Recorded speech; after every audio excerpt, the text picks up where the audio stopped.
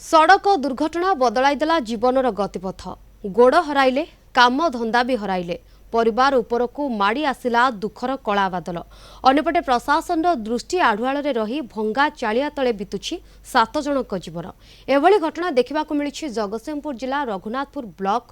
कोरकोरा पद्मपुर गाँव में।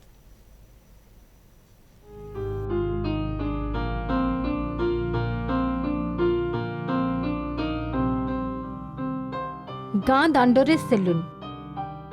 जगतसिंहपुर जिला रघुनाथपुर ब्लॉक पद्मपुर गाँव तापस बारिक गाँ दांडरे लोकंक दाढ़ी काटुछंती।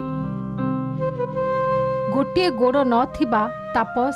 ट्राइसाइकेल रे गाँ को गाँ जाई लोकंक चुट्टी और दाढ़ी काटी जहा रोजगार करंती सेथिरे परिवार चलांती। दिव्यांग तापस सपरिवार भंगा कुड़िया रे भाग्य को आदरी पड़ी रहिछंती। सरकार साहाय्य किसी मिलूनी सरकार कहीकि माने घर पर अप्लाय कलापर भी घर पर दशरथ गलापर भी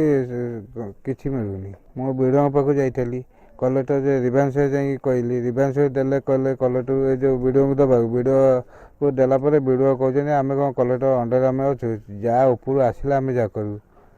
एवं दशरथ गलापर भी सी हो पाने घर अँ मो घर खंडे चाहूँगी मो छुआ पढ़ा टी चाहूँगी केमी गवर्नमेंट सहयोग मिलू बजार एक्सीडेंट है एमती गोड़ गोटे कटिगला चलने असुविधा हो सरकार तरफ किसी साहय मिलता यदि दीटा छुआ मोर पुटे झीटे कि साहय करते दिहंता घर खंडे दे एमती असुविधा चलुछु आम गोटे गोटे केबिन पकईकि से खेलबार कर दुईटा छुआ स्कूल पढ़ुन किसी सरकार सहायता किसी ना जेहेतु सी गोटे गोड़ हरवा पूर्व निजे भी हर सारा भी सी बर्तमान घरे किसी असुविधा पूरा से सरकार सहायता किसी दरकार हो। रघुनाथपुर बाजार रे सेलून करी भल 2 पैसा रोजगार करुथिले तापस 2020 रे निज सेलून निकट रे ठिया होइथिबा बेले कार धक्कारे तांकर एक गोड़ हराइबाकू पड़िथिला। सेबेठू बदली गला तापस को जीवन धारा